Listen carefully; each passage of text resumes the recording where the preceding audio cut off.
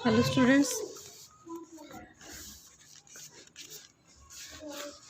Students. Dynamics में आपके पास second exercise चल रही थी, उसका पहले हमने आर्टिकल किया। इससे पहले अब हम इसके एग्जांपल्स करते हैं, फिर क्वेश्चंस करेंगे। A body of mass 100 kg is placed on A lift moving downward. Okay, एक बॉडी जो है जिसका मास कितना है 100 kg है और मूव कर रही है डाउनवर्ड पोर्शन में। The lift move at first with acceleration of 5 metre per second square. ठीक है, the lift move at the first, पहले मूव करती है 5 metre per second square acceleration के साथ। Then with the constant velocity, और velocity क्या है उसके बाद कांस्टेंट वेलोसिटी के साथ। And the final with radiation of 5 metre, और उसके बाद और 5 metre per second square radiation से।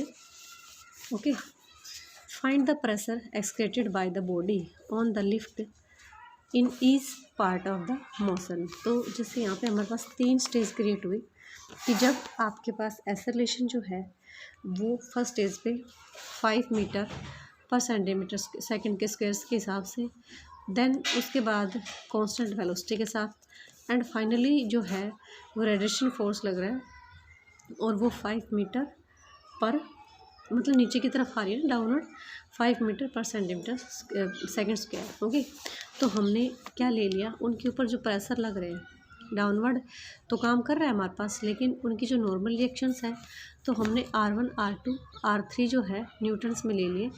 ये जो तीनों जो हमने लिए हैं ये हमारे पास तीनों हमने नॉर्मल रिएक्शंस लिए हैं। ओके, तो पहले केस में हमारा डाउनवर्ड लग रहा था तो एक्सेलरेशन लग रहा था हमारा 5 मीटर पर सेकेंड स्क्वायर। दूसरे केस में आपका फाइनली वेलोसिटी 0 थी, तो वेलोसिटी 0 है तो आपका एक्सेलरेशन अपने आप 0 बन जाएगा। सॉरी, वेलोसिटी जो कांस्टेंट है तो एक्सेलरेशन आपका 0 बन जाएगा। और थर्ड में आपका रेडिएशन फोर्स लग रहा था, मतलब लिफ्ट जो थी वो उसमें उसकी ही की कंपन की वजह से नीचे की तरफ आ रही थी, तो हमारा कोई फोर्स नहीं लग रहा था, तो ये -5 मीटर उस पर। और बॉडी का जो मास था वो 100 kg था तीनों केसेस में।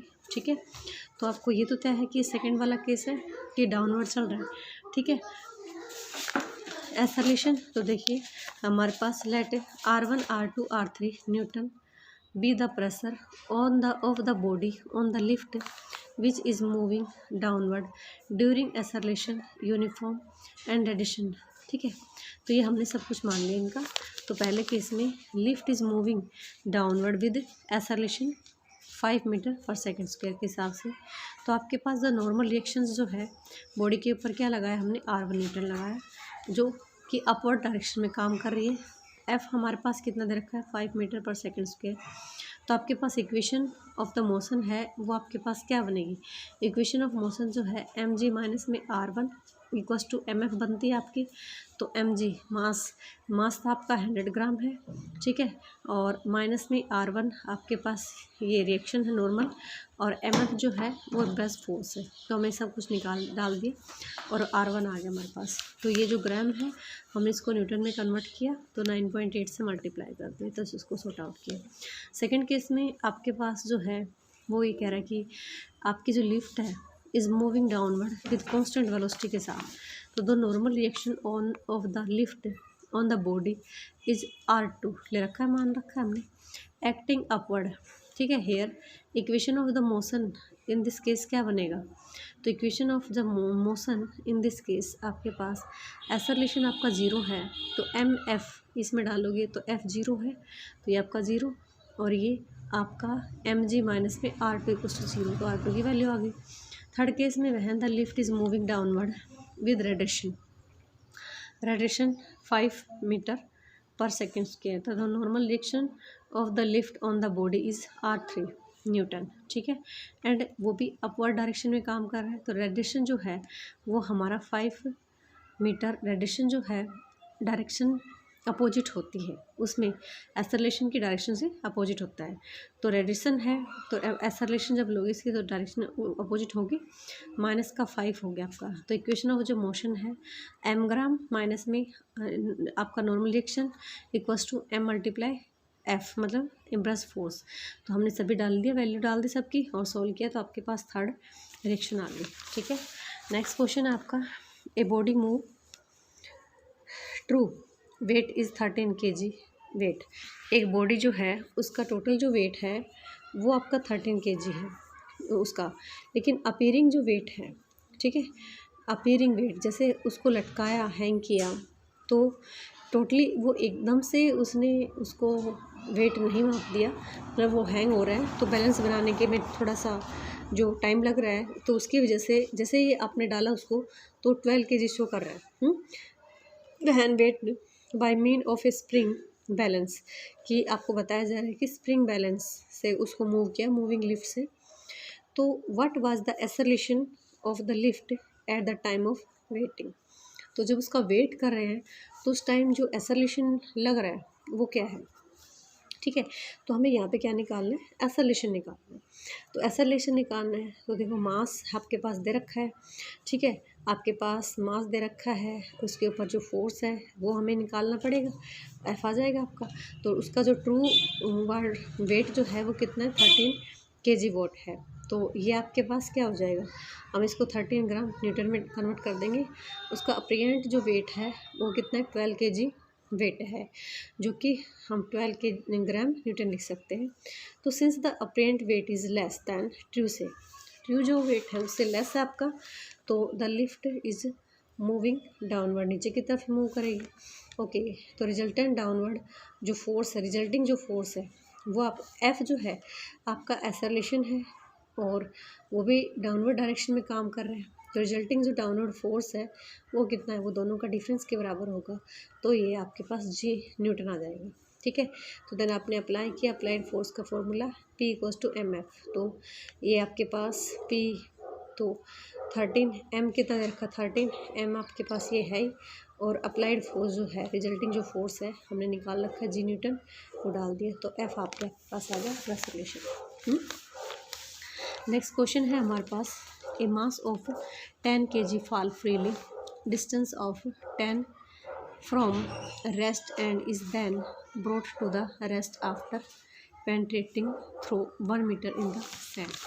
ठीक है, a mass of 10 kg, 10 kg mass आपका falling freely a distance of 10 metre from rest. देखो ऊपर से 10 मीटर मतलब डिस्टेंस के ऊपर एक आपका 10 मीटर मास 10 kg का मास है, ठीक है, जो कि रेस्ट पोजिशन में है, is then brought to rest after penetrating through 1 metre in the sand. तो कैसे, जैसे इसको सैंड पे डाला तो ये कह रहा है कि मतलब ये 1 मीटर जो है वो सैंड में धंस गया।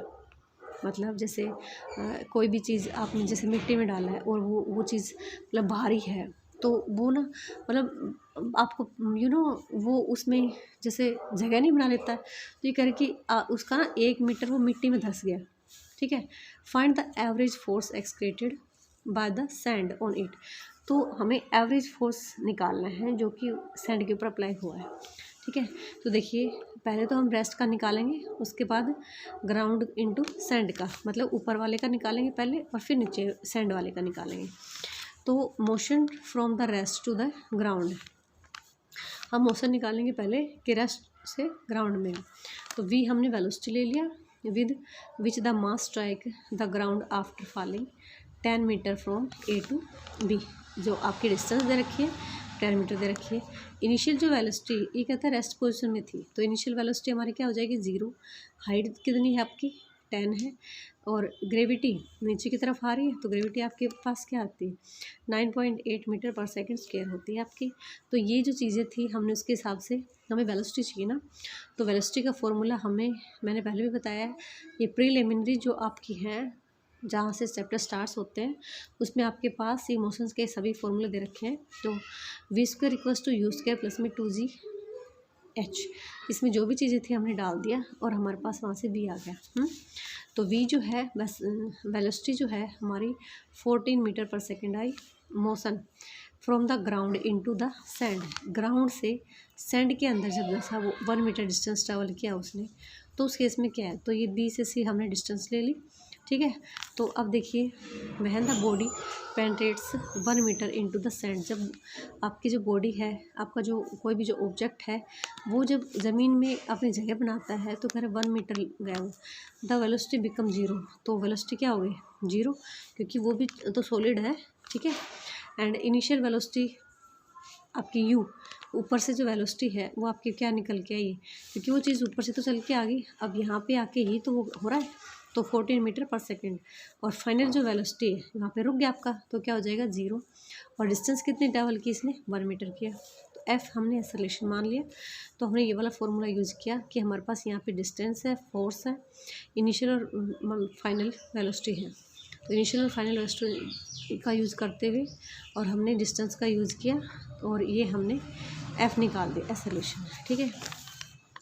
लेट हमने लिया R newtons be the average force, R newton जो है हमने एवरेज फोर्स ले लिया, ठीक है, ऑफ द सैंड, सैंड के ऊपर जो अप्लाई हो रहा है, on the mass acting upward, ठीक है।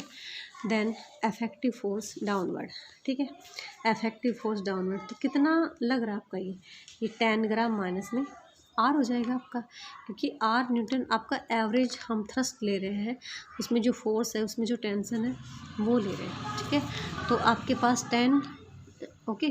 तो इफेक्टिव जो फोर्स है डाउनवर्ड नीचे की तरफ कितना लगेगा 10 ग्राम माइनस में आर हो जाएगा। तो अब देखिए आपका जो रिजल्टिंग है वो एम एफ मास मल्टीप्लाई में एफ, तो एफ मास कितना है 10 दे रखा है, तो ये देखिए एम ग्राम 10 ग्राम, ठीक है, एम जी माइनस में आर, क्योंकि डाउनवर्ड है ना, तो आर जो है वो हमने रिएक्शन ली है इसकी ऊपर, इसके ऊपर जो रिएक्शन है वो कितनी है आर ले लिया, तो एम जी माइनस में R equals to M F, तो अप्लाई किया और आपके पास आर जो है उसके ऊपर रिएक्शन आ गया, तो कितना आया आर कि आपका जो है 110 kg वाट लग रहा है उसके ऊपर, ठीक है। नेक्स्ट क्वेश्चन है आपके पास,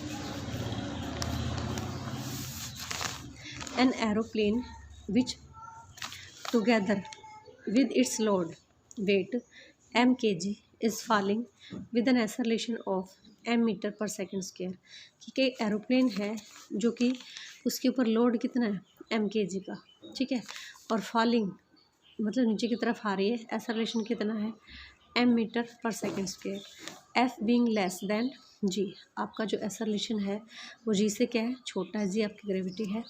show that if a part of the load equal to, तो आपके शो करना है कि पार्ट ऑफ लोड जो है वो इसके बराबर हो, and aeroplane will begin to rise with an acceleration F, और जब आपका बिगन जो एरोप्लेन है वो आपका जब राइज करना शुरू हुई तब उस टाइम एक्सेलरेशन कितना था F metre per second square था। तो since aeroplane is filing acceleration F less है किससे ग्रेविटी से, क्योंकि उसके ऊपर एक्सेलरेशन लग नहीं रहा, ठीक है। There must